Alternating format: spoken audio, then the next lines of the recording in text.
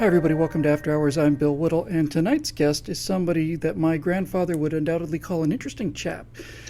Dave Rubin has been sort of leading this sort of weird wave in this era that we live from, moving away from broadcast television and radio into the internet. He's lived in both those worlds.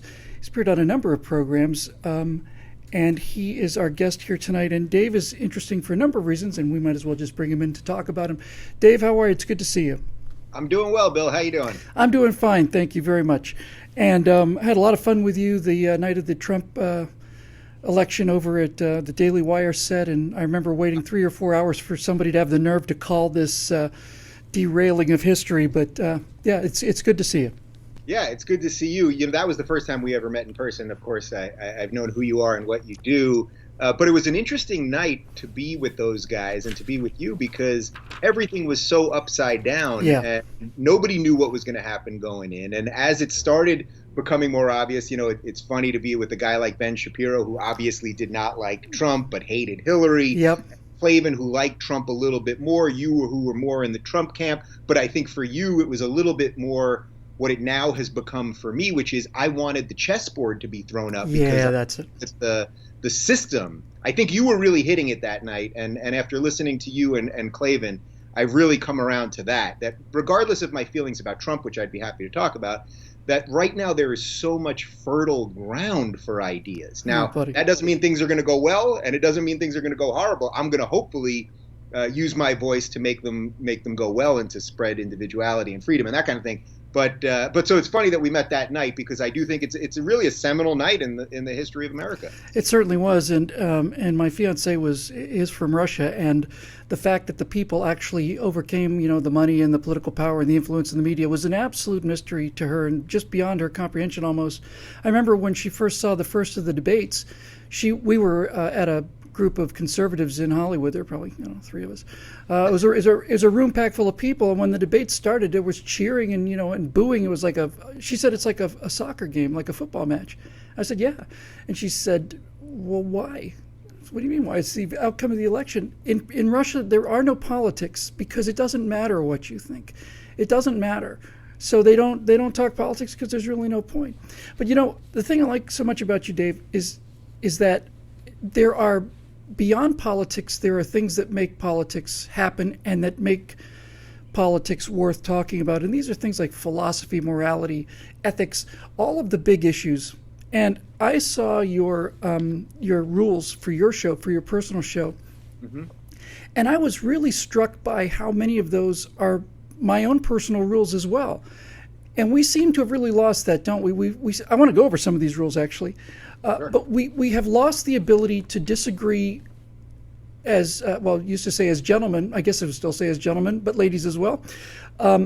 Let's not just say gentlemen and ladies. Let's include the entire spectrum of yes. There. I don't want to offend anybody. No, you know? Certainly don't want to do that. But in any event, it used to be possible to agree to disagree, shake hands, and say, well, I don't agree on this issue, but he's a fine fellow. So let me start you off with this.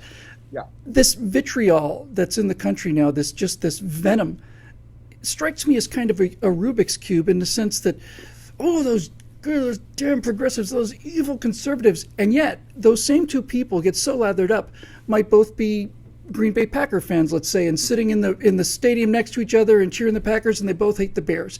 And it seems to me that this would be good to point out to people how much we have in common and not concentrate so much on these differences, because these differences are getting blown, I think, way out of proportion. Of course, look, first off, as human beings, forget Americans, forget your political philosophy, forget all of that stuff. As a human being with the body of a human, you have a lot in common with other human beings, regardless of the color of their skin, mm-hmm. regardless of their sexuality, regardless of their nationality, et cetera, et cetera. So I always try to come from that place first. And I really try, and I'm sure I fail sometimes, but I try not to judge all of my intellectual opponents' intentions. So, you know, often the phrase that I say almost more than anything else is that the road to hell is paved with good intentions. So even the progressives and the far lefties, who I think have a terrible set of ideas that I truly believe could be leading to the end of Western civilization, because I think it's going for the underpinnings of all of the things that I believe are good. But I try not to always attack their intentions, because I think, yes, there are malintended people, of course, and I think some of the leaders of the movement are malintended. And by the way, of course, there's malintended people on the right and all over the place. But I think most people want the same things. You want to have a job, find someone to love, eat some good food, hopefully have some sex now and again, drink a nice glass of wine. And we have to get back to that. And that's why on my show, I'm doing mostly an interview show, but I do share my thoughts, of course. And I love doing things like this.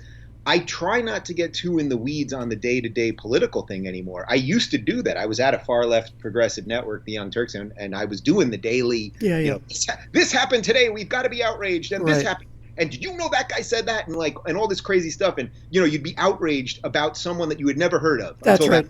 That's right. And then, wait a minute, someone that I've never heard of said something that I don't like, well, I'm going to destroy him. I mean, this sort of self-fulfilling prophecy, it's evil and it's dangerous. It's also, of course, it's fueled by the media, of course. It's fueled by clicks. It's fueled by social media. And all of that comes back to us because, it's sort of like the Matrix. We're the battery of this whole thing. Yeah, it's a particle accelerator, isn't it? It just takes a small particle and accelerates it, spins it round and round and round, faster and faster, gets almost to the speed of light, then it goes right through a wall. Absolutely. And that's exactly why I try to talk about political philosophy more. It's also why I interview people the way that I do, and I know you're coming on in a couple weeks. And even if you said something to me that I found offensive, or if we happen to disagree maybe on abortion or the death penalty, whatever it is, it's like people sometimes will be like, well, Rubin, you should have attacked him on that. That's right. No, that's exactly right. And of all the things in this line of work that discourage me, I expect criticism from the left or my opponents or whatever. But the one thing that just takes the wind out of my sails is when somebody would say something to the effect of, "I've been following you for 12 years, but you disagreed with me on the Gold Standard Act, and therefore you're dead to me." And it just leaves you in a place where, what do you say to that? I mean, when you get right down to it, my political philosophy is pretty much individualism, because when you get down to brass tacks, every single person is a political party of one, right? There's not two people in the country who agree on every single thing. They may think they do, but they don't. And that ability to tolerate difference seems to be vanishing. And I think the reason it's getting so bad out there, Dave, is because politics has invaded, I almost said infested, every aspect of our lives. Yeah. Used to be, people say the conservatives idealize the 50s. Let's just say, for the sake of the example, during the 40s, government may touch you in very few ways, especially after the war. You have to pay federal income tax, and that's about it. But they weren't telling you what temperature your house should be, and they weren't telling you whether you had to ride a bicycle helmet or not. They weren't telling you anything. And as politics gets deeper and deeper and deeper into our everyday lives, these little things become kind of a perpetual sort of a burr under our saddle, right? We constantly fighting this political fight over things that politics shouldn't be involved with at all. You're totally right. Look, that is the best argument for small government there is. So for all of the people right now that hate Trump, that despise Trump, the goal should not be impeachment or topple the presidency or take him down and then take Pence down and eventually take Paul Ryan down. The goal should be that you would want to scale back the power of government so that someone that you hate who might get elected, like Trump, wouldn't have the power to control your life. But if you keep making the government bigger, well then, as long as we're a democracy, sometimes the government is going to be controlled by someone you really don't like. So what I would rather do is scale back the power of the government, especially the federal government. I would want to get things to be as local as possible. I would much rather be governed by my local councilman here in my little suburb of LA than someone in DC. Absolutely. And take that power away. And there is a trade-off, of course. The trade-off is that when it's your guy in power, so for these far left people, when it's Bernie in power, he won't be able to do as much as you want to create your Shangri-La. And you just have to accept that, because you don't always win.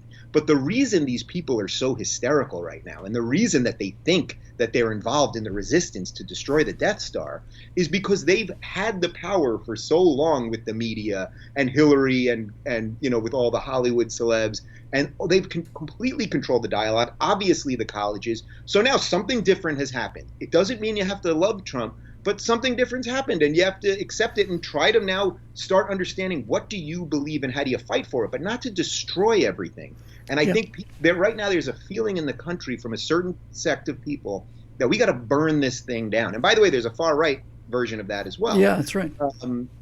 But the idea, we live in the greatest country on earth. There is no place I would rather live.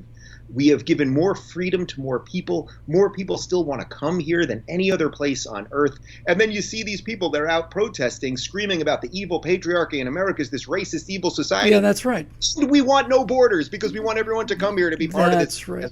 None of it makes sense. None of it makes sense. And that's why I try to talk about philosophy. So, for example, we've already talked this far. I don't need to rail against one specific person or one, it's like, even that, what I said about Bernie, it's not railing against Bernie. These are the That's right. These are archetypes of the kind of things that we should be talking about the big things.